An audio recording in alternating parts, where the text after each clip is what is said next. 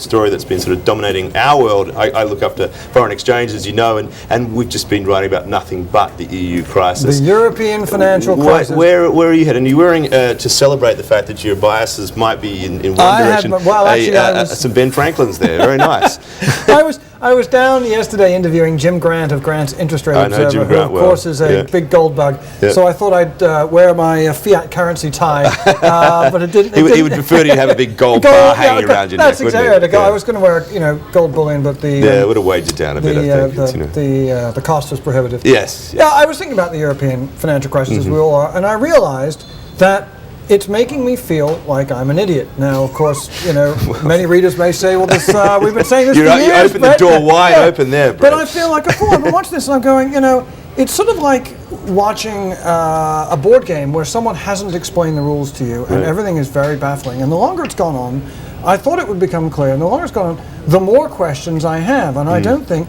I've been talking around, I've sort of been going out to people and plucking at their sleeve and asking them privately these things, and no one else knows the answers. Right. So these questions are? Well, I mean, my current favorite question really is, if Greece is going to be allowed to pay 3.5% interest on its loans as a reward for defaulting, right, why would the Irish continue to pay 7.5% interest as their punishment for not defaulting? Right. For that matter. The same for the Italians. The same for. I mean, we talk about the risk of contagion because when we talk about contagion, people usually mean, the hedge funds are going to go after the next country, the next country after that.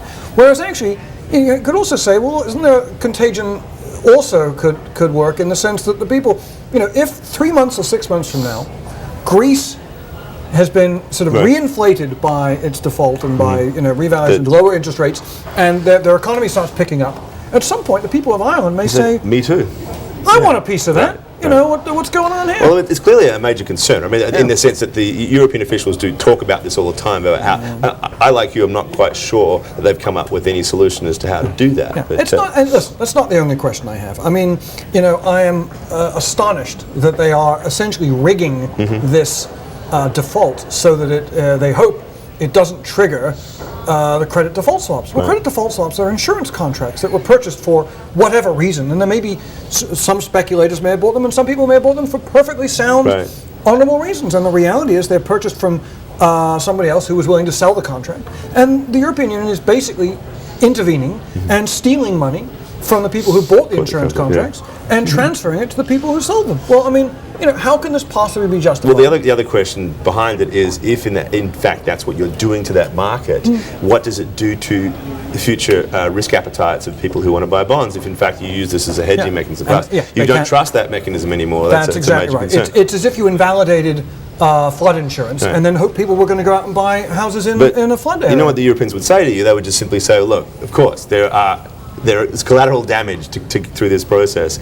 We're sorry, there has to be losers and winners. In this case, we think the lesser of two evils is to blow up the CDS market and ruin that, rather than the entire economy. I'm not saying that. I mean, how would you avoid a CDS contagion event, for example? I wouldn't. I mean, there are more fundamental questions about it. I mean, I don't understand, for example, why the Greeks don't just leave the EU. They should never have been, the currency, the monetary union, not the EU itself. It has a lot to do with how do you make the paper things like that one around your neck. Listen, it's relatively easy to... Is it? Yeah, there are technical problems. I'm not saying you could do it in an afternoon, but it's manageable.